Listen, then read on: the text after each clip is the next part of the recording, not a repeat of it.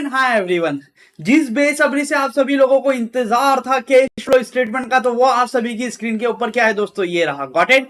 सो मैं आपको बताना चाहूंगा कि सबसे पहले तो अपना जो डर है ना with respect to what cash flow statement या रोकड़ प्रवाह विवरण के बारे में, वो निकाल दो। क्योंकि मुझे पता है आप सभी लोगों को अभी तक सभी लोगों ने यही बोला सबसे टफ चैप्टर है, इसकी तो थ्योरी कर लेना, ये एग्जामिनर में किसी से सॉल्व नहीं होता। यस ऑफ कोर्स दोस्तों, मेरे समय भी ये हुआ था। एंड बिलीव मी, एक्चुअली ये बात कौन लोग बोलते हैं, ये वो लोग बोलते हैं जिनको खुद को क्या है, कैश फ्लो नहीं आता है। बिलीव मी, ये सबसे आसान चैप्टर है।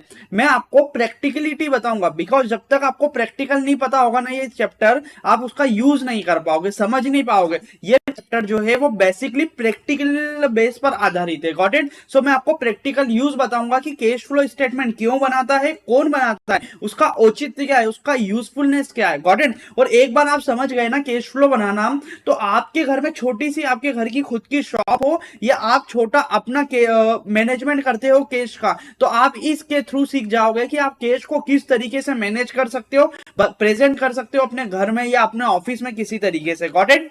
So let's begin. आप सभी को घबराने की जरूरत नहीं है। फेथ में, यदि आपको नहीं आता है ना तो जीरो से स्टार्ट करो और इन वीडियोस में आपको पूरा होलिस्टिकली कैश फ्लो समझ में आ जाएगा। मैं आपको बताना चाहूंगा ये सिर्फ स्पेसिफिकली हमारा ऑब्जेक्टिव ओरिएंटेड सेशन है, बट मुझे पता है कि मेजोरिटी ऑफ मेरे छोटे भाई और बहन को दिक्कत आती है, इसीलिए इस स्पेसिफिक टॉपिक में ऑब्जेक्टिव के साथ साथ इसकी बेसिक कंसेप्ट को क्या करूंगा दोस्तों, कवर अप करूंगा। So let's begin. मैं आप लोगों के लिए कुछ नोट्स बनाए हैं कैश फ्लो स्टेटमेंट के, जो कि मैं ऑब्जेक्टिव स्टार्ट करने के पहले आपको समझाना चाहता हूं। Let's begin. देखिए, सबसे पहले आप सभी को पता होना हमारे चैप्टर का नाम क्या है, कैश फ्लो स्टेटमेंट, रोकड़ प्रवाह विवरण। तीन शब्दों से मिलकर बना है। सबसे पहले तो इन शब्दों को तोड़ो। क्या है ये शब्द? ये शब्द है रोकड़, प्रवाह और विवरण। विवरण का मतलब क्या होता है, स्टेटमेंट। जैसे कि आप बनाते हो ना स्टेटमेंट, आपसे कोई बोलता है कि जाओ तुम्हारा बैंक का स्टेटमेंट लेके आओ, तो स्टेटमेंट का मतलब होता है कि समरी फॉर्म लेकर आओ। Got it. तो विवरण से तो आई होप सो आपको समझ में आ गया कि आपको बनाने का बोला क्या, समरी स्टेटमेंट बनाओ। सबसे पहले आपको दो शब्द यहां पर समझना है, रोकड़ का मतलब समझा दो और प्रवाह का मतलब समझा दो। प्रवाह का मतलब क्या बोलते हैं होता है, बेसिकली हम बोलते हैं ना नदियों का, नदी का क्या है, प्रवाह तेज हो गया। आप सभी ने सुना होगा समाचार में कि फलानी नदी का प्रवाह तेज होने से वहां पर बाढ़ की स्थिति क्या हो गई है, उत्पन्न हो चुकी है।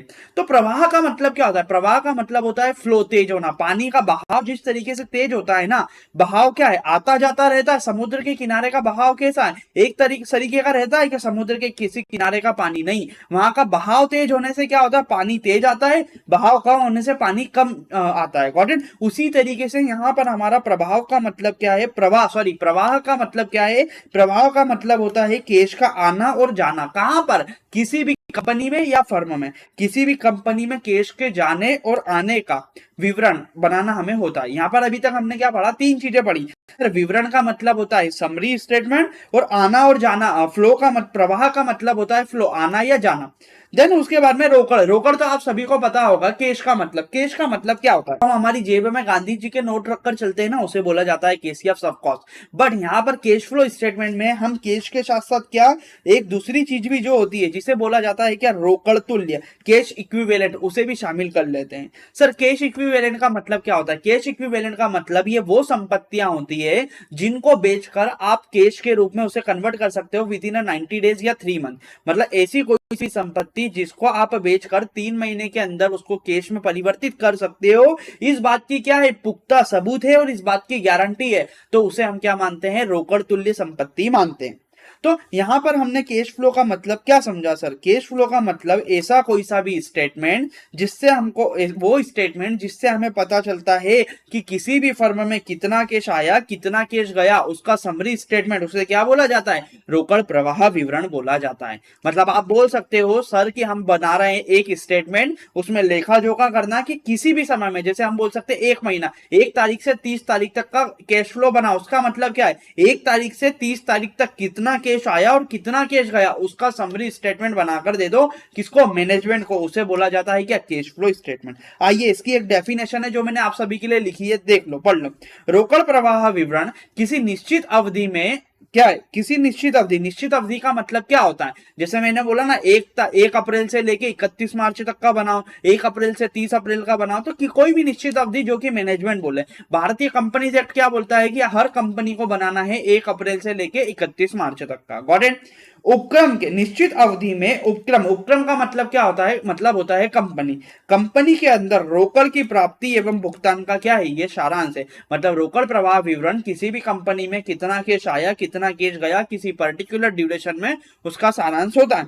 इसे देखकर, हाँ जी दोस्तों, तो कैश फ्लो के अंदर हमारी कितने तरह की क्रियाएं होती है। देखो, आपको कैश फ्लो का मतलब तो समझ में आ गया कि कैश फ्लो का मतलब कैश कितना आया, कितना कैश गया। कैश फ्लो के अंदर जब भी हम बनाते हैं, बेसिकली कैश फ्लो बनाने की हमारी कितनी मेथड होती है।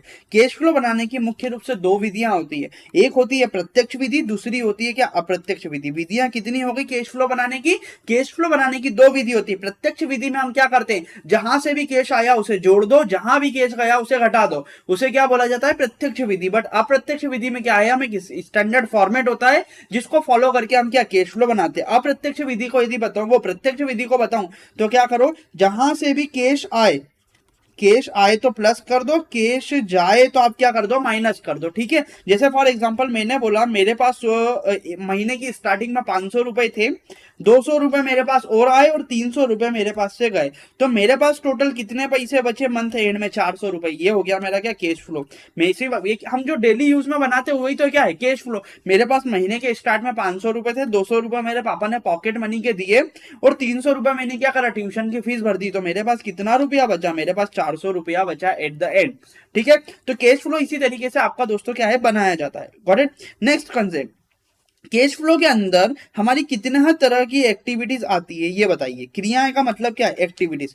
कैश फ्लो में कितने तरह की क्रियाएं आती है।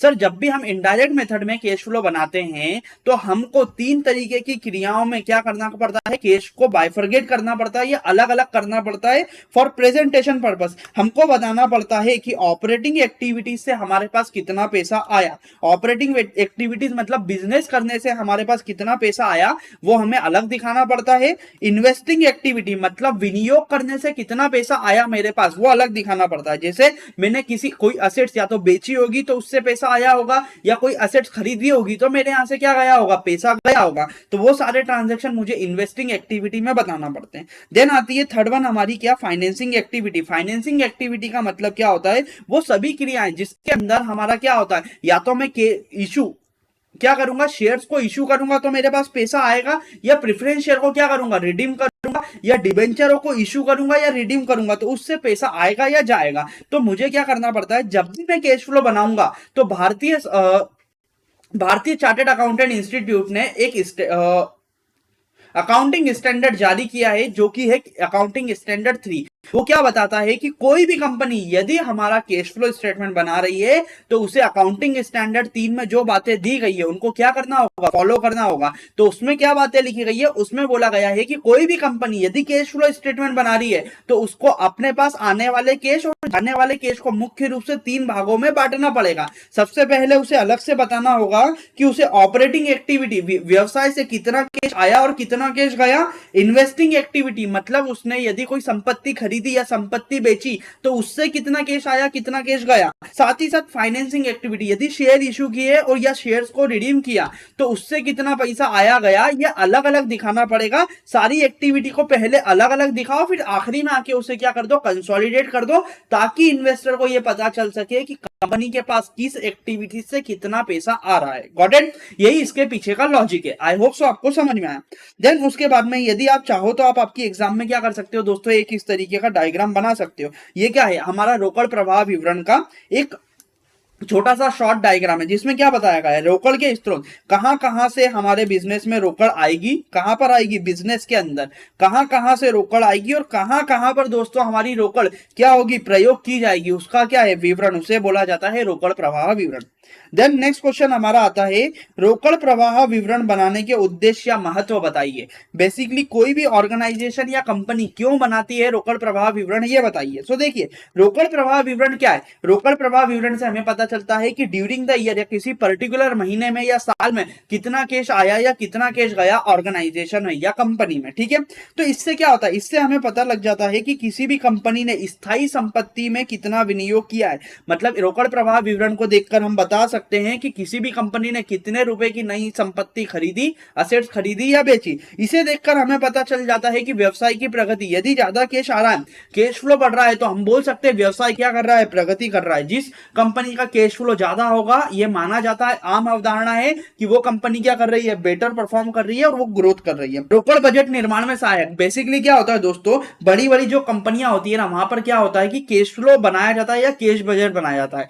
I was also working as an assistant controller in the my last previous company, so I was responsible for the preparation of an master budget. मुझे वहां पर मास्टर बजट बनाना होता था, जिसमें मैं बनाता था सेल्स का बजट, परचेज का बजट, कैश का बजट, सारी चीजें मैं बनाता था। तो इसके अंदर आप लोगों को क्या करना होता है, बेसिकली इस कैश फ्लो के थ्रू मैनेजर्स, मैनेजमेंट को, जो टॉप मैनेजर्स होते हैं ना, डायरेक्टर, कंपनी के मालिक वगैरह, उन लोगों को यह पता चल जाता है कि आगे आने वाले महीने में कितना कैश उनके पास आने वाला है और उन लोगों को कितना कैश पे करना है। किनको पे करना है? जिन लोगों से उधार माल खरीदा उनको पे करना होगा, और जिनको बेचा होगा अपना सामान उनसे पैसा मिलने वाला होगा। तो उससे क्या, वो फोरकास्ट लगा लेते हैं, कहीं ऐसा तो नहीं मुझे मिलने वाला है 800 रुपए और मुझे पे करना है 200 रुपए, तो वो मुझे मिलेगा 800 रुपए और पे करना है 1000 रुपए, तो जो 200 रुपए की कमी आ रही है ना कैश में, तो वो क्या करते हैं, प्लानिंग करके चलते कि यदि उनके पास 200 रुपए का कैश कम पड़ रहा है तो वो बैंक से या बाजार से क्या करेंगे, उधार रुपया लेंगे, ताकि वो अपने बिजनेस का सर्कुलेशन क्या करें, चला सके। इसीलिए रोकड़ प्रवाह विवरण क्या करता है,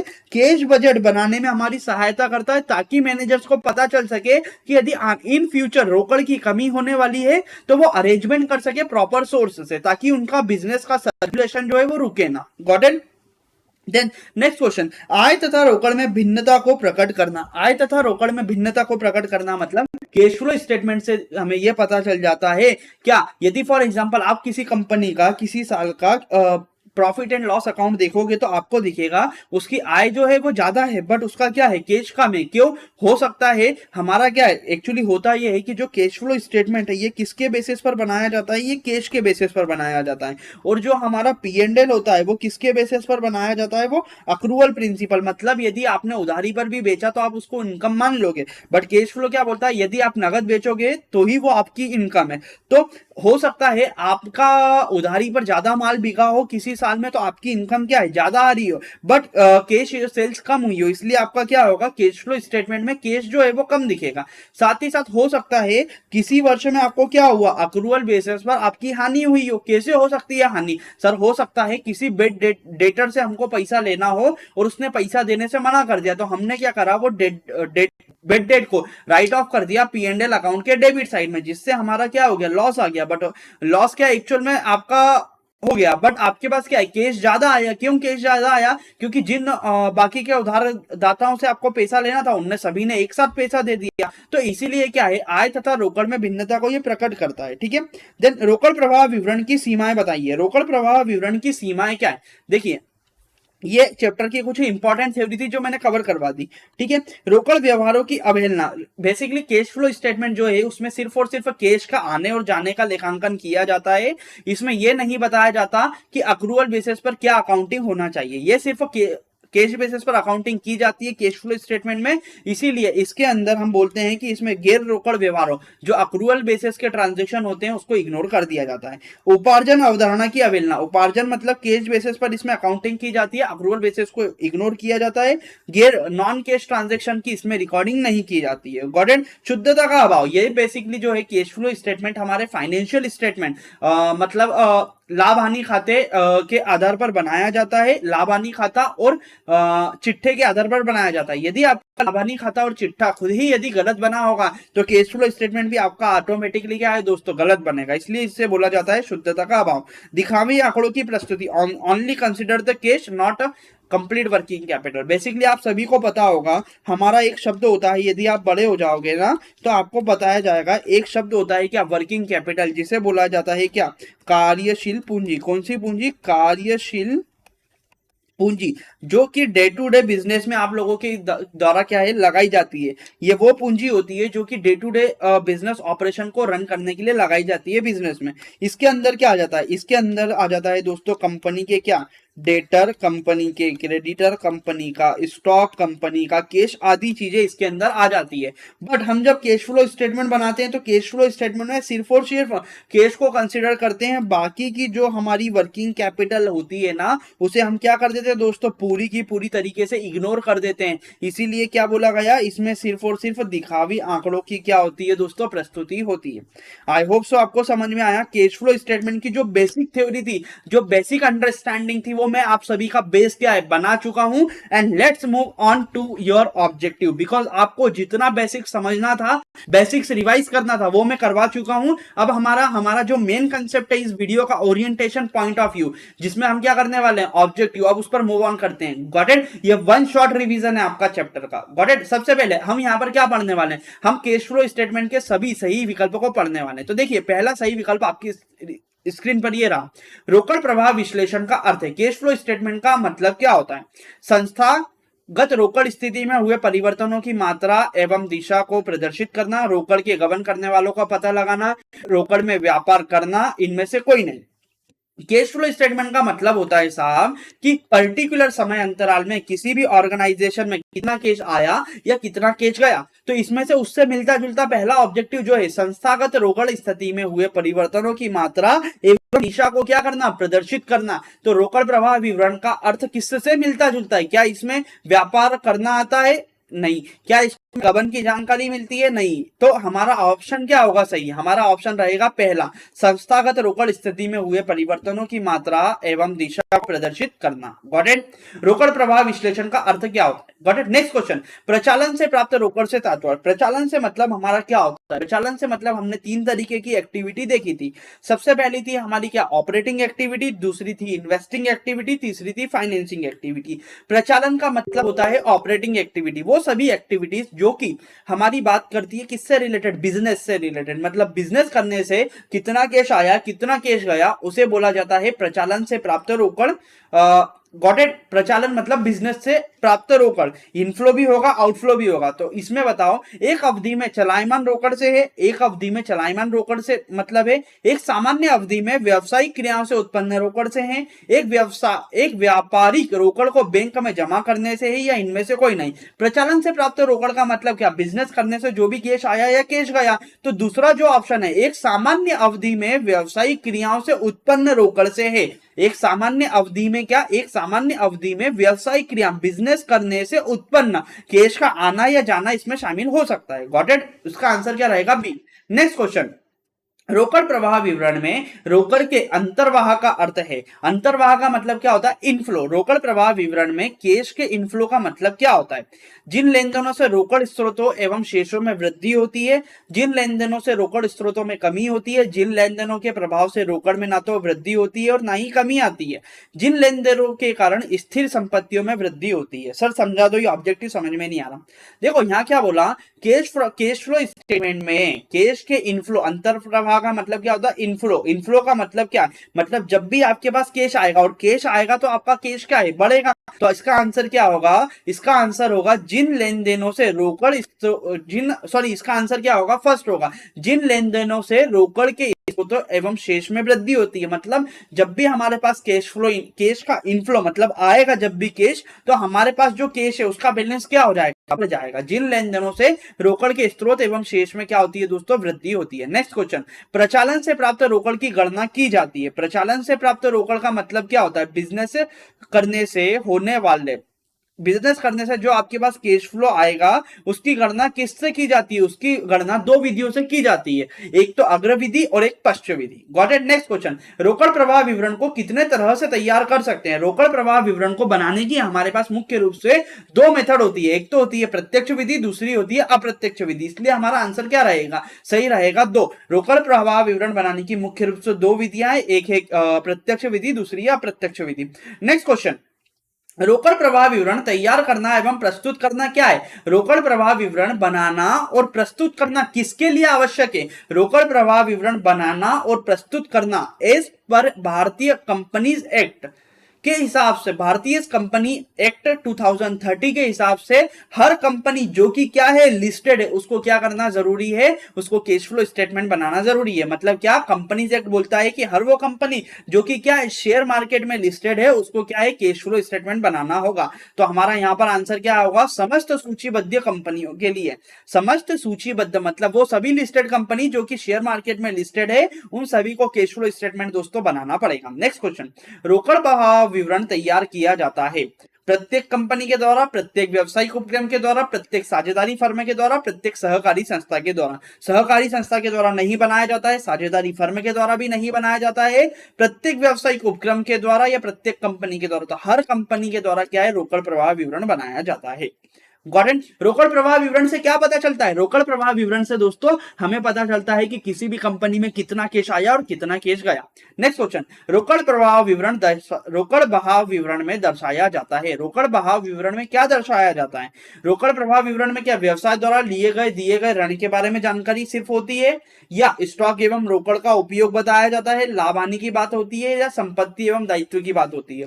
तो देखो, जब भी रोकड़ प्रवाह विवरण बनाया जाता है तो उसमें हम बताते हैं रोकड़ का उपयोग, कहां से कितना रोकड़ आया कितना रोकड़ गया, साथ ही साथ स्टॉक, स्टॉक को क्यों शामिल किया है इसके अंदर।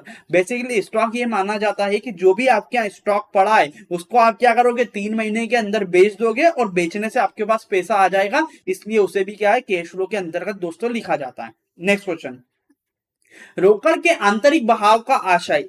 आंतरिक बहाव का मतलब क्या है, इनफ्लो का मतलब, रोकड़ जब आपके पास इनफ्लो होगा, इनमें से कौन सा ऐसा ट्रांजैक्शन है जिसको आप बोलोगे क्या आपके पास रोकड़ का आंतरिक बहाव हुआ है, प्राप्त रोकड़, विनियोजित रोकड़, चुकाई गई रोकड़, इनमें से कोई नहीं। जब भी आपके पास प्राप्त रोकड़ होगी, प्राप्त रोकड़ का मतलब क्या है, आपके पास कैश आया तो उसे क्या बोला जाता है कैश का इनफ्लो। तो यहां पर क्या पूछा, इनफ्लो से आपका आशय क्या है, तो जब आपके पास क्या होगी रोकड़ प्राप्त होगी आपको, तो आपका कैश इनफ्लो क्या होगा दोस्तों, बढ़ जाएगा। नेक्स्ट क्वेश्चन, रोकड़ प्रवाह विवरण संबंधित है। रोकड़ प्रवाह विवरण किससे संबंधित है, accounting standard 3, accounting standard 6, accounting standard 9, accounting standard 12। तो मैं आप सभी लोगों को प्रीवियस वीडियो में बता चुका हूं, प्रीवियस मिनट्स में, कि अकाउंटिंग स्टैंडर्ड 3 हमारा क्या करता है, रोकड़ प्रवाह विवरण के बारे में बात करता है। वो बोलता है कि आपको अकाउंटिंग स्टैंडर्ड 3 के हिसाब से रोकड़ को मुख्य रूप से 3 भागों में बांटना है, operating activity, investing activity and financing activity. Next question, लाभांश का भुगतान किस प्रकार की क्रिया है।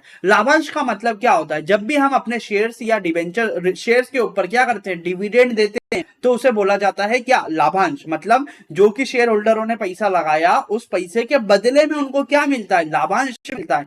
Got it. तो लाभांश यदि कोई कंपनी अपने शेयर होल्डर को देती है तो वो किस तरीके की एक्टिविटी में आएगा, क्या वो ऑपरेटिंग एक्टिविटी है, क्या वो फाइनेंसिंग एक्टिविटी है, या इन्वेस्टिंग फाइनेंस ऑपरेटिंग है, इन्वेस्टिंग है, या फाइनेंसिंग है, किस तरीके की एक्टिविटी में लिखोगे। Got it. तो जब भी हम क्या करेंगे शेयर होल्डर्स को हम डिविडेंड पे करेंगे तो उसे बोलेंगे सर क्या, वित्तीय क्रिया, financing activity. Got it. Next question, रिक्त स्थानों की पूर्ति कीजिए। तो दोस्तों आप सभी ने फर्स्ट पड़ाव जो था वीडियो का पार कर लिया है, आप 2 मिनट का ब्रेक लीजिए, पानी पीजिए, उसके बाद हम स्टार्ट करते हैं रिक्त स्थानों के ऊपर। तो गॉट इट। सबसे पहला क्वेश्चन आपकी स्क्रीन के ऊपर ये रहा, वह विवरण जो चालू संपत्तियों एवं चालू दायित्वों के अंतर को स्पष्ट करता है वह विवरण क्या कहलाता है। आप सभी लोगों ने सही सोचा, नहीं दोस्तों जो आपने सोचा है ना वह यहां पर आंसर नहीं है। क्यों नहीं है, क्योंकि यहां पर शब्द क्या दे दिया, यहां पर इन्होंने शब्द दिया है चालू संपत्ति और चालू दायित्व, ना कि उन्होंने बोला है रोकड़ का आना और रोकड़ का जाना। उन्होंने चालू संपत्ति और दायित्व बोला है। तो चालू संपत्ति और दायित्व का लेखा हम कहां पर करते हैं, वो लेखा करते हैं कहां पर, कोष प्रवाह विवरण में।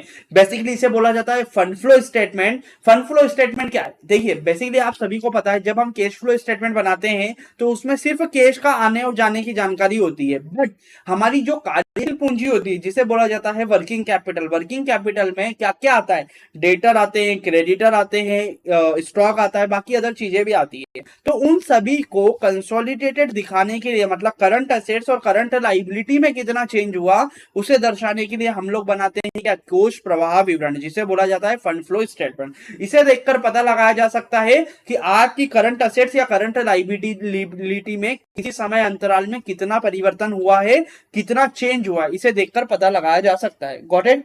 नेक्स्ट क्वेश्चन, वह स्थिति वह स्थिति जिसमें रोकड़ के अंतर्वाह एवं बहिर्वाह के परिवर्तन की दशा दर्शाई जाती है, मतलब वो स्टेटमेंट जिसमें रोकड़ का आना और जाना दर्शाया जाता है, उसे कौन सा स्टेटमेंट या विवरण बोला जाता है? तो उसे बोला जाता है दोस्तों क्या? रोकड़ प्रवाह विवरण, जिसके अंतर्गत हम रोकड़ के आने और जाने की जानकारी को क्या समराइज फॉर्म में प्रस्तुत करते हैं। नेक्स्ट क्वेश्चन, जिन लेन देनों से व्यवसायिक रोकड़ के शेष में कमी आती है, मतलब ऐसे कोई से भी ट्रांजेक्शन जिससे आपका क्लोजिंग कैश बैलेंस कम हो जाता है, उन ट्रांजेक्शनों को क्या बोला जाता है? जब जब आपके पास से क्या होगा दोस्तों? कैश जाएगा तो आपके पास क्या है? कैश की कमी हो जाएगी, आपके पास जो कैश है वो कम हो जाएगा, तो उसे क्या बोला जाता है? जब जब कैश जाएगा तो उसे बोला जाता है बहिर्वाह, मतलब कैश का क्या होना? आउटफ्लो होना, उसे बोला जाता है कैश रोकड़ का बहिर्वाह। Got it? इसी के विपरीत हमारा क्या होता है? रोकड़ का अंतर्वाह, जब जब आपके पास कैश आएगा तो उससे आपके पास क्या होगा? क्लोजिंग कैश बैलेंस आपका बढ़ जाएगा। मतलब जैसे फॉर एग्जांपल सर, आसान भाषा में समझाओ, मेरे पास दिन की शुरुआत में 500 रुपए थे, मेरे पास 500 रुपए का कैश और आया, तो मेरे पास क्या हुआ? इनफ्लो हुआ, तो मेरे पास अब कैश का बैलेंस कितना हो जाएगा? 1000 रुपए हो जाएगा। बट ड्यूरिंग द डे मैंने क्या करा? 200 रुपए पे कर दिया, मतलब मेरे पास से क्या हुआ? बहिर्वाह हुआ, कैश गया मेरे पास से, तो मेरे पास बचेगा कितना? सिर्फ 800 रुपए। Got it? तो जब जब मेरे पास इनफ्लो होगा, मतलब अंतर्वाह होगा, तो कैश का बैलेंस बढ़ेगा, और जब जब बहिर्वाह होगा तो मेरे पास कैश का बैलेंस क्या हो जाएगा दोस्तों? कम हो जाएगा। वह स्थिति में व्यवसायिक रोकड़ के शेष में, वह स्थिति जिससे व्यवसाय का कैश क्या है? क्लोजिंग बैलेंस ऑफ कैश बढ़ता है, उसे बोलते हैं अंतर्वाह। Got it? I hope so आपको समझ में आया। नेक्स्ट क्वेश्चन, रोकड़ प्रवाह विवरण क्रमों में तैयार किया जाता है। रोकड़ प्रवाह विवरण बनाने की 3 स्टेप होती है। सबसे पहले इन्वेस्टिंग एक्टिविटी, सबसे पहले ऑपरेटिंग एक्टिविटी बनाते हैं, जिसे बोला जाता है संचालन। फिर बनाते हैं इन्वेस्टिंग, जिसमें बोला जाता है आपका इन्वेस्टिंग एक्टिविटी। तीसरा होता है फाइनेंसिंग, जिसे बोला जाता है वित्तीय। तो 3 स्टेप्स में हम क्या करते हैं? रोकड़ प्रवाह विवरण बनाते हैं। तो रोकड़ प्रवाह विवरण को किन क्रमों में तैयार किया जाता है? 3 क्रमों में तैयार किया जाता है, operating, investing and financing. Got it? Next, लेनदार कंपनी के क्या होते हैं? लेनदार का मतलब क्या होता है? वो लोग जिनसे कंपनी ने उधार माल खरीदा है। Got it? यदि आपने उधार माल खरीदा है तो आपको क्या देना होगा? पैसा देना बाकी होगा, इसीलिए आपकी क्या है? लाइबिलिटी है, मतलब आपका दायित्व। तो लेनदार कंपनी के क्या होते हैं? लेनदार कंपनी के दायित्व होते हैं। क्यों? क्योंकि कंपनी को अभी इन लोगों को पैसा देना बाकी है। Got it? नेक्स्ट, ऋण की वसूली को, यदि आपने किसी अदर कंपनी को क्या दिया है? लोन दिया है, तो वो आपके लिए किस एक्टिविटी में आएगा? ऑपरेटिंग में आएगा, इन्वेस्टिंग में आएगा, या फाइनेंसिंग में आएगा? यदि किसी कंपनी ने किसी अदर कंपनी को लोन दिया है, और मेन जिस कंपनी ने लोन दिया है, यदि वो क्या बिजनेस नहीं करती? लोन देने का बिजनेस नहीं करती, तो वो दिया गया लोन उसके लिए क्या है? फाइनेंसिंग एक्टिविटी है, इसलिए ये वित्तीय क्रिया में शामिल किया जाएगा। Got it? नेक्स्ट क्वेश्चन, रोकड़ बहाव विवरण दर्शाता है रोकड़ तथा रोकड़ तुल्य में क्या परिवर्तन? क्या? रोकड़ बहाव विवरण रोकड़ तथा रोकड़ तुल्य में ऐतिहासिक परिवर्तन को क्या करता है दोस्तों? दर्शाता है। ऐतिहासिक परिवर्तन का मतलब क्या? कैश फ्लो स्टेटमेंट में हम सिर्फ और सिर्फ उन ट्रांजैक्शन को लिखते हैं जो कि क्या है? पिछले समय में घटित हुए हैं या ट्रांजैक्शन हुए हैं। भविष्य में क्या ट्रांजैक्शन हुए हैं उसका लेखा रोकड़ प्रवाह विवरण में नहीं किया जाता है। इसलिए याद रखना, रोकड़ प्रवाह विवरण में सिर्फ और सिर्फ भविष्य में जो भी हमारा क्या हुआ है? ट्रांजैक्शन हुआ है, उसको दर्शाया जाता है। नेक्स्ट क्वेश्चन, पूर्तिकर्ताओं से स्टॉक का क्रम क्रिया में शामिल होता है। मतलब यदि आपने सप्लायर से माल खरीदा तो वो आपकी किस एक्टिविटी में आएगा? क्वेश्चन आपसे क्या पूछ रहा है? यदि आपने आपके सप्लायर से माल खरीदा तो क्या वो आपकी ऑपरेटिंग एक्टिविटी है, इन्वेस्टिंग एक्टिविटी है, या फाइनेंसिंग एक्टिविटी है? देखिए, आपका जो डेटर और क्रेडिटर, मतलब सप्लायर से जो आपका ट्रांजेक्शन होता है, वो क्या डे टू डे बिजनेस का होता है, क्योंकि आपको रोज माल बनाना है, रोज माल बेचना है, तो ये क्या है? बिजनेस से संबंधित क्रियाएं हैं, इसीलिए ये आपका किस में आएगा? संचालन संबंधी क्रियाओं में आएगा। नेक्स्ट क्वेश्चन, तीसरे पक्षकार को दिए गए ऋण तथा अग्रिम अग्रिम रोकड़ प्रवाह में शामिल होते हैं। यदि आपने किसी अदर को लोन दिया है और कंपनी का बिजनेस लोन देने का नहीं है, तो वो उसकी किस क्रियाओं में शामिल होगा? वो केस का विवरण हम शामिल करेंगे वित्तीय क्रियाओं में। नेक्स्ट क्वेश्चन, वित्तीय विवरणों के साथ रोकड़ बहाव विवरण तैयार करना तथा प्रस्तुत करना प्रतिवर्ष किन कंपनियों के लिए आवश्यक है? तो देखिए, भारतीय कंपनी अधिनियम 2013 के अनुसार हर वो कंपनी जो कि क्या है? लिस्टेड है या सूचीबद्ध है, उसको कैश फ्लो स्टेटमेंट बनाना क्या है? कंपलसरी है। इसीलिए हर सूचीबद्ध कंपनी को क्या है? कंपलसरी है कि वो कैश फ्लो स्टेटमेंट बनाए और पब्लिक के सामने प्रस्तुत करे। नेक्स्ट क्वेश्चन, पूर्वाधिकार अंशों का शोधन, यदि आप प्रेफरेंस शेयरों को क्या करते हो, रिडीम करते हो, तो आपके पास से क्या होगा, कैश जाएगा। तो ये जो कैश जाएगा कंपनी के पास से, उसको किस एक्टिविटी के अंतर्गत दिखाया जाएगा, तो उसे दोस्तों हम कहां दिखाएंगे, उसे दिखाएंगे फाइनेंसिंग एक्टिविटी के अंतर्गत। Got it. नेक्स्ट क्वेश्चन, रोकड़ बहाव विवरण में रोकड़ का आंतरिक बहाव तथा रोकड़ का बहाव दोनों शामिल। आंतरिक बहाव मतलब कैश का आना, और बाहरी बहाव कौन सा, बहिर्भाव जिसे बोला जाता है। बाहरी बहाव मतलब केश का आना और केश का जाना को क्या किया जाता है, शामिल किया जाता है। नेक्स्ट क्वेश्चन, मशीनरी का क्रय एक प्रकार का विनियोग संबंधी क्रिया है। यदि कोई कंपनी कोई मशीन खरीदती है तो क्या वो उसकी ऑपरेटिंग एक्टिविटी है, नहीं। क्या वो उसकी फाइनेंसिंग एक्टिविटी है, नहीं। वो क्या आएगा, यदि किसी भी संपत्ति को क्रय करते हो और आपके पास से कैश जाता है तो उस कैश के फ्लो को हम कहां दिखाएंगे, उसको दिखाएंगे विनियोग संबंधी एक्टिविटी में, जिसे बोला जाता है इन्वेस्टमेंट संबंधित एक्टिविटीज में। Got it. नेक्स्ट क्वेश्चन, रोकड़ बहाव में सम्मिलित क्रियाएं हैं, संचालन क्रिया, विनियोग क्रिया तथा क्रिया। तो रोकड़ बहाव में सम्मिलित क्रियाएं, संचालन क्रिया जिसे बोला जाता है ऑपरेटिंग एक्टिविटी, विनियोग क्रिया जिसे बोला जाता है इन्वेस्टिंग एक्टिविटी, तथा वित्तीय क्रियाएं कौन सी, फाइनेंस एक्टिविटी को शामिल किया जाता है। तीन एक्टिविटी होती है, operating, investing and financing. Got it. Next question, संचालन में क्रियाएं व्यवसायिक उपक्रम की क्रियाएं मानी जाती है। संचालन क्रियाएं व्यवसाय उपक्रम की कौन सी क्रियाएं मानी जाती है, प्रमुख क्रियाएं मानी जाती है। क्यों मानी जाती है, क्योंकि भैया आप बिजनेस करने आए हो तो आप क्या करोगे, सिर्फ और सिर्फ बिजनेस पे फोकस करोगे। आप ना तो इन्वेस्टमेंट पे ज्यादा फोकस करोगे, ना ही आप क्या करोगे, फाइनेंस पे ज्यादा करोगे। व्यवसाय संचालन क्रियाएं, बिजनेस करने वाली एंटिटी की मुख्य क्रियाएं कौन सी होती है, संचालन, ऑपरेटिंग एक्टिविटीज। Got it. तो जब भी कोई इन्वेस्टर आपकी कंपनी में इन्वेस्ट करेगा तो वो देखेगा आपका ऑपरेटिंग इनकम कितना है, ऑपरेटिंग कैश फ्लो पे वो देखेगा कि ऑपरेटिंग करने से आपके पास कितना कैश आता है या जाता है। उसे इस बात से ज्यादा फर्क नहीं पड़ेगा कि इन्वेस्टमेंट से कितना कैश आता है जाता है या ऑपरेटिंग से, वो फाइनेंसिंग से कितना कैश आता जाता है। यदि कोई इन्वेस्टर आपकी कंपनी में इन्वेस्ट कर रहा है, आपकी कंपनी के शेयर खरीद रहा है, डिबेंचर खरीद रहा है, तो वो ये देखेगा कि आप बिजनेस करने से कितना कैश जनरेट कर पाते हो। Got it. स्थायी संपत्तियों पर होने वाले पूंजी लाभ को व्यवसायिक उपक्रम की क्रियाओं में शामिल किया जाता है। क्या बोला गया, स्थायी संपत्तियों पर होने वाले पूंजी लाभ को, यदि कोई संपत्ति थी जो कि आपने 100 रुपए में खरीदी थी, साल भर होल्ड करने के बाद उसे 120 रुपए में बेचते हो, तो जो 20 रुपए का आपको लाभ होगा वो आपकी कौन सी एक्टिविटी के अंतर्गत आएगा, क्वेश्चन ये पूछना चाह रहा है। तो वो हमारा आएगा इन्वेस्टमेंट, जिसे बोला जाता है विनियोग संबंधी। क्यों, क्योंकि जब आपने पैसा लगाया था तो वो कहां से गया था, वो गया था विनियोग संबंधी क्रियाओं से। तो ये जो लाभ हुआ है वो भी कहां पर बुक करोगे, वो भी विनियोग संबंधी क्रियाओं में आप लोग क्या करोगे, बुक करोगे। नेक्स्ट क्वेश्चन, परिसंपत्ति की बिक्री। परिसंपत्ति की बिक्री, परिसंपत्ति मतलब आप मान लो संपत्ति की बिक्री किस प्रकार की एक्टिविटी के अंतर्गत आएगी, तो संपत्ति की बिक्री हमारी विनियोग क्रिया के अंतर्गत दोस्तों क्या है, आएगी। तो यदि संपत्ति को बेचोगे, जो कैश आएगा उसको कहां पर लिखोगे, इन्वेस्टिंग एक्टिविटी के अंतर्गत लिखोगे। देख ना, हमारा नेक्स्ट कंसेप्ट आता है दोस्तों क्या, सही जोड़ी। आप लोगों ने 2 पड़ाव को पार कर लिया है, ऑल द बेस्ट। अब हम मूव ऑन कर रहे हैं हमारा थर्ड पार्ट, जिसको की बोला जाता है सही जोड़ी। सही जोड़ी में मैं आपको ऐसा नहीं करूंगा कि पहले एक साइड की पढ़ा दी फिर दूसरी साइड के सही ऑब्जेक्टिव, ऐसा नहीं।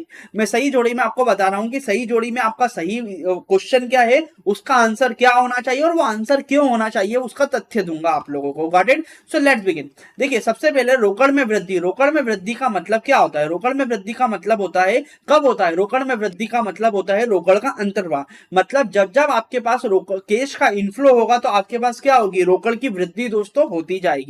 तो आपको जब भी क्वेश्चन दे दे कि रोकड़ में वृद्धि, तो आपको उसका अपोजिट आंसर क्या ढूंढना है, रोकड़ में वृद्धि कब होगी, रोकड़ में वृद्धि जब जब आपके पास कैश इनफ्लो होगा तो आपके पास रोकड़ क्या है दोस्तों, बढ़ जाएगी। नेक्स्ट क्वेश्चन, रोकड़ में कमी। आपके पास रोकड़ में कब कब कमी आएगी, जब जब आपके पास से कैश जाएगा, मतलब जब जब आपके पास से बहिर्वाह होगा तो आपके कैश में क्या हो जाएगी, कमी हो जाएगी। नेक्स्ट क्वेश्चन, कार्यशील पूंजी में हुए परिवर्तनों का अध्ययन। कार्यशील पूंजी में क्या क्या होती है, आपकी सभी करंट संपत्ति मतलब चालू संपत्ति और चालू दायित्वों में जो भी चेंज हुआ उसको किसके थ्रू दर्शाया जाता है, तो उसे दर्शाया जाता है कैश फ्लो।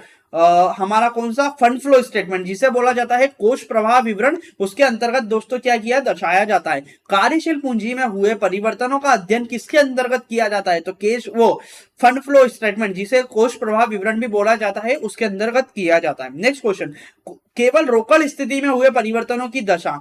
क्या होता है, रोकड़ में जो भी चेंज हुआ गॉट इट। उसको किस स्टेटमेंट के थ्रू दर्शाते हैं, तो उसे कैश फ्लो स्टेटमेंट के थ्रू दोस्तों दर्शाया जाता है। नेक्स्ट क्वेश्चन, प्रचालन से प्राप्त रोकड़ की गणना। प्रचालन का मतलब क्या होता है? प्रचालन का मतलब होता है बिजनेस से जब जब आपके पास रोकड़ आएगा तो क्या गैर प्रचालन मदों को छोड़ दिया जाता है। मतलब जब जब आप बिजनेस से संबंधित केस की गणना करोगे तो उसमें जो भी गैर प्रचालन मदे हैं उसको क्या करोगे दोस्तों, छोड़ दोगे। जैसे कि आपको बोला कि आपको हाउस प्रॉपर्टी की इनकम हुई या फिर आपको किसी जमीन पर भाड़ा मिला, लीज रेंट मिला, तो आप इसको ऑपरेटिंग एक्टिविटी में शामिल नहीं करोगे क्योंकि ये पैसा जो मिला है वो आपको धंधा करने से या बिजनेस करने से नहीं मिला है। नेक्स्ट क्वेश्चन, रोकड़ के आंतरिक बहाव का मतलब क्या होता है? आंतरिक बहाव का मतलब होता है कैश का आना। तो रोकड़ के आंतरिक बहाव से मतलब है रोकड़ तथा रोकड़ तुल्य में की प्राप्तियां, मतलब रोकड़ या रोकड़ तुल्य आना, मतलब कैश का इनफ्लो का मतलब होता है बाहर से आपके पास कैश क्या है, आ रहा है। नेक्स्ट क्वेश्चन, ऋण पत्रों का निर्गमन। ऋण पत्रों का निर्गमन एक प्रकार की विनियोग संबंधी क्रिया। जब जब आप ऋण पत्र आपके पास क्या होंगे, ऋणपत्र संबंधित ट्रांजैक्शन होंगे तो वो आपकी काहे में आएगी, वो आएगी फाइनेंसिंग एक्टिविटी की क्रिया के अंतर्गत आएगा। Got it. संचालन क्रियाएं क्या होती है? ऑपरेटिंग एक्टिविटी क्या होती है? स्वामी की पूंजी तथा व्यवसाय के ऋण के आकार एवं संरचना संबंधी क्रिया संचालन क्रिया में आती है।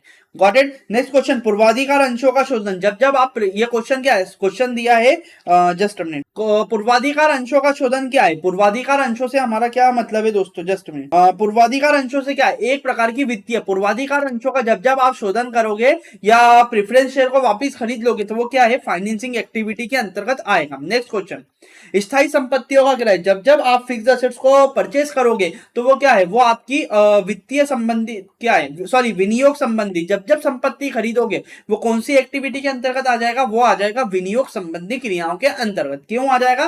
क्योंकि आपका संपत्ति खरीदोगे या संपत्ति को बेचोगे तो वो सभी क्रियाएं क्या होती है, विनियोग संबंधी क्रियाएं होती है। नेक्स्ट क्वेश्चन, लाभांश के भुगतान को। लाभांश, जब भी, लाभांश का मतलब क्या होता है, कंपनी अपने शेयर्स के ऊपर के बदले में डिविडेंड जो पे करती है शेयर होल्डर को, सो वो क्या है, वो फाइनेंसिंग एक्टिविटी होती है, इसलिए वो विनियोग संबंधी क्रियाओं में क्या हो जाएगा दोस्तों, शामिल हो जाएगा। नेक्स्ट क्वेश्चन, रोकड़ बहाव विवरण में निश्चित अवधि में क्या है, प्राप्त रोकड़ तथा भुगतान की जानकारी दी जाती है। मतलब रोकड़ प्रवाह विवरण में कितना कैश आया, कितना कैश गया, उसकी जानकारी होती है। नेक्स्ट क्वेश्चन, आयकर का भुगतान एक प्रकार का क्या है, आयकर जो है, इनकम टैक्स एक तरीके का हमारा क्या है, व्यापार संबंधी। व्यापार जब जब करोगे, बिजनेस जब भी प्रॉफिट कमाएगा उसको सरकार को क्या करना पड़ेगा, इनकम का टैक्स भरना पड़ेगा, इसलिए आयकर का भुगतान हमारा क्या है, एक तरीके की संचालन क्रियाएं है। नेक्स्ट क्वेश्चन, वित्तीय क्रियाओं का परिणाम होता है, वित्तीय फाइनेंसिंग एक्टिविटी का परिणाम क्या होता है? फाइनेंसिंग एक्टिविटी का परिणाम होता है कि स्वामी की पूंजी तथा व्यवसाय के ऋण के आकार एवं संरचना में क्या होना, परिवर्तन होना। मतलब जब जब आपकी फाइनेंसिंग एक्टिविटी होगी तो आपका जो लोन है, लोन या तो चुका दोगे या लोन लोगे तो लोन का अमाउंट बढ़ जाएगा, या तो आपके पास फाइनेंसिंग एक्टिविटी में क्या है, कंपनी का मालिक है तो वो और घर से पैसा लेकर आएगा तो उसकी पूंजी क्या है, बढ़ जाएगी। इसलिए वित्तीय क्रियाओं का परिणाम होता है या तो स्वामी की पूंजी जो है वो बढ़ जाएगी, या बाहर से लिया गया लोन उसको या तो पे कर दोगे या और लोन ले लोगे। Got it. ये इफेक्ट करेगा आपका क्या, वित्तीय क्रिया। नेक्स्ट क्वेश्चन, रोकड़ बहाव विवरण तैयार करना तथा प्रस्तुत करना क्या है, अनिवार्य है। किनके लिए? सभी लिस्टेड कंपनियों के लिए, समस्त सूचीबद्ध लिस्टेड कंपनियों के लिए ये अनिवार्य है। कहां पर लिखी है अनिवार्यता? भारतीय कंपनी अधिनियम के अंतर्गत ये अनिवार्यता लिखी गई है, मतलब कंपलसरी। Got it. तो हमारे यहाँ पर थर्ड टाइप के क्वेश्चन जो थे, सही जोड़ी, वो भी क्या है दोस्तों, कंप्लीट हो गई है। हम हमारे चौथे पड़ाव की तरफ अग्रसर हो चुके हैं जिसका नाम है सत्य और असत्य। Let's begin.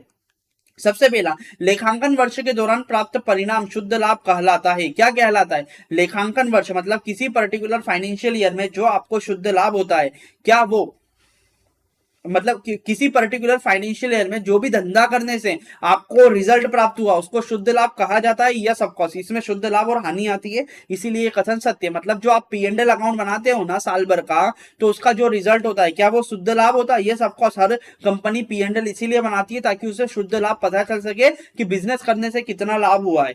Got it. रोकड़ प्रवाह विश्लेषण का उपयोग रोकड़ में परिवर्तन की दशा एवं दिशा दोनों का ज्ञान नहीं कराता है। रोकड़ प्रवाह विवरण क्या बोला गया, पढ़ो रोकड़ प्रवाह विश्लेषण का उपयोग रोकड़ में परिवर्तन की दशा एवं दिशा दोनों का ज्ञान नहीं कराता है। नहीं, गलत। Got it. Cash flow statement को तो देखकर आप पता चल कर सकते हो कहां से कैश आया, कितना कैश आया। Got it. तो उसने क्या बोला यहाँ पर, दशा और दिशा। दशा और दिशा का मतलब क्या, कहां से आया और कितना आया। क्या ये पता नहीं लगता यार? लगता तो है। कैश फ्लो स्टेटमेंट को देखकर हम पता लगा सकते हैं बिजनेस से कितना कैश आया, इन्वेस्टमेंट से कितना कैश आया, या फाइनेंसिंग से कितना कैश आया। तो इसीलिए ये कथन क्या है, असत्य है। नेक्स्ट क्वेश्चन, व्यावसायिक कार्यशील पूंजी की स्थिति का अनुमान रोकड़ प्रवाह विश्लेषण से लगाया जा सकता है। Got it. कार्यशील पूंजी की स्थिति का अनुमान मतलब यहाँ पे कार्यशील पूंजी दे दिया। कार्यशील पूंजी का मतलब क्या होता है, वर्किंग कैपिटल। वर्किंग कैपिटल में क्या क्या आ जाता है, वर्किंग कैपिटल में आपके डेटर आ जाते हैं, आपके क्रेडिटर आ जाते हैं, आपका स्टॉक आ जाता है, आपका कैश आ जाता है। तो व्यवसायिक कार्यशील पूंजी की स्थिति का क्या क्या वर्किंग कैपिटल का अनुमान लगाया जा सकता है क्या कैश फ्लो स्टेटमेंट से? नहीं लगाया जा सकता। इसीलिए ये कथन क्या हो जाएगा दोस्तों, असत्य हो जाएगा। मैं आप लोगों को यह भी बता रहा हूं कि यदि कोई कथन सत्य है तो क्यों है, और कोई कथन असत्य है तो क्यों है, ताकि एग्जामिनर यदि आपको कोई ट्विस्ट करता है ना क्वेश्चन में, तो आप लोग उससे क्या कर सको, कैच कर सको। यहां पर मेरा ऑब्जेक्टिव आप लोगों को रटाना नहीं है, आप लोगों को समझाना है, ताकि एग्जामिनेशन हॉल में यदि आप क्वेश्चन को भूलते भी हो ना, तो आप लोग इजीली क्वेश्चन को क्या कर लोगे दोस्तों, सॉल्व कर लोगे। Got it. नेक्स्ट क्वेश्चन, प्रचालन से प्राप्त रोकड़ व्यवसायिक क्रियाओं के कारण उत्पन्न रोकड़ का परिणाम है। मतलब क्या बोला गया, प्रचालन से प्राप्त, बिजनेस से प्राप्त जो रोकड़ है वो आपके पास बिजनेस के आने का परिणाम होता है। यस ऑफ कोर्स, बिजनेस के ट्रांजैक्शन से जो भी रोकड़ आती है जाती है उसका परिणाम प्रचालन से, बिजनेस एक्टिविटी से प्राप्त क्या होता है, हमारा कैश फ्लो होता है। नेक्स्ट क्वेश्चन, एकल स्तंभीय रोकड़ प्रवाह प्रारूप में रोकड़ के अंतर्वाह को जोड़ा जाता है। मतलब जब आप सिंगल कॉलम कैश बुक बनाओगे, या बोला गया डायरेक्ट मेथड में जब कैश फ्लो बनाओगे, तो जब जब आपके पास कैश आएगा तो उसको क्या करोगे, जोड़ोगे, और जब जब कैश जाएगा उसे घटा दोगे। क्या ये कथन सत्य है? Yes of course. जब भी हम डायरेक्ट मेथड में क्या करते हैं, कैश फ्लो स्टेटमेंट बनाते हैं, तो जब जब कैश आता है उसे जोड़ लेते हैं, जब जब कैश जाता है उसे क्या कर लेते हैं दोस्तों, घटा देते हैं। नेक्स्ट क्वेश्चन, पूर्वाधिकार अंशों के शोधन को संचालन क्रिया में शामिल किया जाता है। नहीं दोस्तों, हम पहले ही पढ़ चुके हैं, पूर्वाधिकार अंशों को जब हम शोधन करते हैं, मतलब प्रेफरेंस शेयर को वापस खरीदते हैं, तो उसको कहां पर दिखाते हैं, तो उसको दिखाया जाता है कहां पर दोस्तों, उसको दिखाया जाता है फाइनेंसिंग एक्टिविटी में। इसलिए यहां पर जो उन्होंने बोला ना संचालन क्रिया, वो क्या है, गलत है। नेक्स्ट क्वेश्चन, रोकड़ का आंतरिक बहाव रोकड़ का भुगतान होता है। मतलब रोकड़ का आना रोकड़ का पेमेंट करना होता है। नहीं तो रोकड़ का आने का मतलब क्या होता है, रोकड़ का अंतर्बहाव का मतलब होता है आना, और बहिर्भाव का मतलब होता है जाना। इसलिए ये का स्टेटमेंट क्या है, ये स्टेटमेंट हमारा हो जाएगा गलत। नेक्स्ट क्वेश्चन, भूमि तथा भवन की बिक्री विनियोग संबंधी क्रियाएं होती है। विनियोग का मतलब क्या, विनियोग का मतलब क्या, विनियोग का मतलब होता है आपका इन्वेस्टिंग एक्टिविटी। तो जब जब आप भूमि खरीदोगे, मतलब लैंड खरीदोगे या बिल्डिंग खरीदोगे, तो वो किस एक्टिविटी में आएगा, तो वो आप सभी का आएगा विनियोग या इन्वेस्टिंग एक्टिविटी के अंतर्गत। संचालन क्रियाएं व्यवसायिक उपक्रम की प्रमुख क्रियाएं नहीं होती है। यार बिजनेस करना, हर बिजनेस एंटिटी का मेन ऑब्जेक्टिव क्या होता है, बिजनेस करना। तो यहाँ पर क्या बोला, व्यवसायिक उपक्रम का प्रमुख उद्देश्य व्यवसाय चलाना नहीं होता। भैया तो फिर आए किस लिए, बिजनेसमैन बिजनेस करने तो आया है, तो इसीलिए आपका ऑब्जेक्टिव क्या है, ये आंसर हो जाएगा गलत। नेक्स्ट क्वेश्चन, आयकर की वापसी को संचालन क्रिया में लिया जाता है। आयकर क्या है, आयकर जो है, क्वेश्चन को समझो, आयकर की वापसी बोला, आयकर का पेमेंट नहीं बोला। मतलब आपने इनकम टैक्स भरा था, बट इनकम टैक्स डिपार्टमेंट ने कुछ आपको छूट दे दी, कुछ पैसा वापस कर दिया, तो वो आपका क्या ऑपरेटिंग एक्टिविटी में आएगा। यस ऑफ कोर्स, यदि आपने इनकम टैक्स पे करा था तो वो आपका ऑपरेटिंग एक्टिविटी था, तो उसका रिफंड भी आपके लिए क्या हो जाएगा दोस्तों, ऑपरेटिंग एक्टिविटी संचालन क्रिया में आएगा। Got it. नेक्स्ट क्वेश्चन, लाभांश का भुगतान एक वित्तीय क्रिया है। लाभांश का भुगतान एक वित्तीय क्रिया, यह सबको हम 4 बार पढ़ चुके। जब भी कंपनी अपने शेयर होल्डर को डिविडेंड का पेमेंट करती है, तो वो उसकी क्या है, फाइनेंसिंग एक्टिविटी है। यहां पर दोस्तों आप लोग चौथा परिणाम में क्या है, चौथा स्टेप भी पार कर चुके। आप सभी आ चुके आपके अंतिम पड़ाव पर, जिसका नाम है एक शब्द में प्रश्नों के उत्तर दीजिए। Got it. तो हमारा क्वेश्चन, सबसे पहला क्वेश्चन क्या है, कोष के अंतर्वाह एवं बहिर्वाह से वित्तीय स्थिति का परिवर्तन दर्शाने वाला विवरण कहलाता है। कोष के अंतर्वाह, सो कोष के अंतर्वाह तो उसे क्या बोलते हैं, कोष प्रवाह विवरण। कोष प्रवाह विवरण में क्या होता है, हमारी करंट चालू संपत्ति और चालू दायित्वों में कितना परिवर्तन हुआ है उसको दर्शाया जाता है। Got it. नेक्स्ट क्वेश्चन, रोकड़ स्थिति में परिवर्तन को दर्शाने के लिए, रोकड़ में कितना चेंज हुआ उसको दर्शाने के लिए हम क्या बनाते हैं, रोकड़ प्रवाह विवरण बनाते हैं। नेक्स्ट क्वेश्चन, व्यावसायिक क्रियाओं के कारण उत्पन्न हुई रोकड़ क्या कहलाती है, बिजनेस एक्टिविटी से जनरेट हुआ कैश फ्लो उसे क्या बोलते हैं, उसे बोलते हैं ऑपरेटिंग कैश फ्लो, जिसे बोला जाता है प्रचालन से प्राप्त रोकड़। नेक्स्ट क्वेश्चन, रोकड़ के अतिरिक्त अन्य प्रतिफल के बदले अंशों एवं ऋणपत्रों के निर्गमन तथा अंशों एवं ऋणपत्रों के निर्गमन के विरुद्ध रोकड़ प्रवाह में दर्शाई जाने वाली संपत्तियां कहलाती है। इसे क्या बोला जाता है, गैर चालू संपत्तियां। रोकड़ के अतिरिक्त अन्य प्रतिफल के बदले अंशों एवं ऋणपत्रों के निर्गमन तथा अंशों के एवं ऋणपत्रों के निर्गमन के विरुद्ध रोकड़ प्रवाह में दर्शाई। मतलब क्या करा हमने, क्या करा, अंश लिए और अंश के बदले में शेयर्स के बदले में डिवेंचर इशू कर दिए, तो क्या इसमें कैश का आना जाना हुआ, नहीं हुआ, इसलिए इसको गैर चालू संपत्तियों में लिखा जाता है। किस विवरण का संबंध कार्यशील पूंजी के प्रत्येक घटक से होता है, मतलब वो स्टेटमेंट बताओ जिसमें हम करंट असेट्स की सारी की सारी करंट असेट्स को क्या कर लेते हैं, लिख लेते हैं, तो उसे बोला जाता है कोष प्रवाह विवरण। कोष प्रवाह विवरण में सारी की सारी चालू संपत्ति आ जाती है, बट कैश फ्लो स्टेटमेंट में क्या होता है, सिर्फ रोकड़ का विवरण होता है। कैश फ्लो स्टेटमेंट किस बेसिस पर बनाया जाता है, cash flow statement cash basis पर बनाया जाता है, मतलब जब जब कैश आएगा या कैश जाएगा तो हम उसमें लिखेंगे, बाकी किसी ट्रांजैक्शन को नहीं लिखेंगे। Got it. नेक्स्ट क्वेश्चन, ऋण पत्रों का निर्गमन का संबंध किस क्रिया से होता है, मतलब जब भी कंपनी डिबेंचर इशू करेगी तो वो किस एक्टिविटी के अंतर्गत आएगा, तो जब भी कंपनी क्या करेगी, डिबेंचर को इशू करेगी तो वो उसकी वित्तीय क्रिया के अंतर्गत दोस्तों आ जाएगा। नेक्स्ट क्वेश्चन, लाभांश का भुगतान किस प्रकार की क्रिया है, जब भी कंपनी अपने शेयर होल्डर को क्या करती है, डिविडेंड का पेमेंट करती है तो वो उसकी वित्तीय क्रियाएं मानी जाती है। नेक्स्ट क्वेश्चन, आयकर की वापसी को क्या संचालन क्रिया का अंग माना जाता है, यह सबको हम पहले ही पढ़ चुके हैं। Got it. Next question, machinery का क्रय, यदि कंपनी कोई मशीन को परचेज करती है तो वो उसकी क्या है, वित्तीय क्रिया के विनियोजित क्रिया के अंतर्गत, इन्वेस्टिंग एक्टिविटी के अंतर्गत आएगा। नेक्स्ट क्वेश्चन, भारतीय चार्टर्ड अकाउंटेंट संस्था द्वारा रोकड़ बहाव विवरण के संबंध में कौन सा, मतलब institute of chartered accountant of India ने कैश फ्लो से रिगार्डिंग कौन सा अकाउंटिंग स्टैंडर्ड इशू किया है, तो अकाउंटिंग स्टैंडर्ड 3 जो है वो हमारा बात करता है किसके बारे में, कैश फ्लो। और अकाउंटिंग स्टैंडर्ड 3 क्या बोलता है, हर कंपनी को जो कि लिस्टेड है उसे क्या है, कैश फ्लो स्टेटमेंट बनाना है, और उस कैश फ्लो स्टेटमेंट में 3 एक्टिविटी, ऑपरेटिंग, इन्वेस्टिंग और फाइनेंसिंग, तीनों को अलग अलग शो करना है।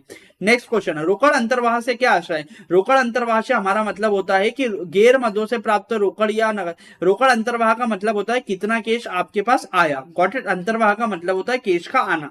रोकड़ बहिर्वाह से क्या आशय है, रोकड़ बहिर्वाह से आशय गैर रोकड़ मदों में किए गए नगद भुगतान से होता है। नेक्स्ट क्वेश्चन, रोकड़ प्रवाह कब उत्पन्न होता है, कैश फ्लो कब जनरेट होता है, जब आपके पास क्या है, जब गैर रोकड़ मदों से रोकड़ की प्राप्ति या भुगतान होता है तब रोकड़ प्रवाह उत्पन्न होता है। याद रखना, cash flow statement, cash flow कब अराइज होता है, जब गैर रोकड़ मदों से रोकड़ की या तो आपके पास क्या होगी, प्राप्ति होगी, या आप भुगतान करोगे तब आपके पास कैश फ्लो जनरेट होगा। रोकड़ प्रवाह विवरण की एक सीमा लिखिए। रोकड़ प्रवाह विवरण सिर्फ और सिर्फ किसके बेसिस पर बनाया जाता है, कैश बेसिस पर बनाया जाता है, ये उसकी एक सीमा है। यह तरलता की माप करने के लिए उपयुक्त नहीं है। क्यों, क्योंकि हम इसमें सिर्फ करंट एसेट्स का एक ही पार्ट लेते हैं जो कि कैश है, बाकी सभी पार्ट जैसे कि हमारा डेटर, क्रेडिटर, उस सभी को क्या कर देते हैं, इग्नोर कर देते हैं। नेक्स्ट क्वेश्चन, ग्राहकों से प्राप्त रोकड़ कौन सी क्रियाओं का रोकड़ प्रवाह है, तो ग्राहकों से प्राप्त रोकड़ हमारा बिजनेस एक्टिविटीज से प्राप्त कैश है, ऑपरेटिंग एक्टिविटी से प्राप्त कैश है, इसलिए उसको संचालन क्रियाओं के अंतर्गत दोस्तों क्या करेंगे, दर्शाएंगे। सो यहां पर दोस्तों हमारा जो कैश फ्लो स्टेटमेंट चैप्टर था वो पूरा का पूरा मैं आपको ऑब्जेक्टिव कंप्लीट करा चुका हूं, साथ ही साथ जो थ्योरी का पोर्शन था मेजर पार्ट आपको करा चुका हूं। Got it. यदि आप लोगों की रिक्वेस्ट आएगी तो डैम श्योर में इसके प्रैक्टिकल जो आपके एग्जामिनेशन में आते हैं वो कैसे हैं, कंसेप्ट क्या होता है, वो सारी चीजें आपके लिए एक शॉर्ट वीडियो लेकर आऊंगा, वन शॉट रिवीजन जैसा हम आप लोगों के लिए क्या है, वन शॉट रिवीजन लेकर आए हैं ऑब्जेक्टिव का। डैम श्योर हम आप सभी के लिए कोशिश करेंगे कि चैप्टर का रिवीजन लेकर आए, क्या वन शॉट रिवीजन, जिसमें हर एक चैप्टर को एक वीडियो में आपको रिवाइज करा सकें। Got it. यहां पर मैं आप सभी से एक रिक्वेस्ट करूंगा, यदि आप लास्ट डे भी देख रहे हैं ना वीडियो, तो आप लोगों के लिए बहुत हेल्पफुल है, इसको 2 की स्पीड पर देखिए दोस्तों। मैंने यहां पर कोई बेफिजुल की बातें नहीं करी है, कंसेप्चुअल बातें करी है। आप यदि ये वीडियो को देखते हैं, साथ ही साथ समझते हैं, तो डैम श्योर आपका एक भी ऑब्जेक्टिव गलत नहीं होगा। All the best for your examination. यदि आप लास्ट डे देख रहे हैं तो give your best, damn sure आपका रिजल्ट बहुत अच्छा आएगा। थैंक यू सो मच दोस्तों।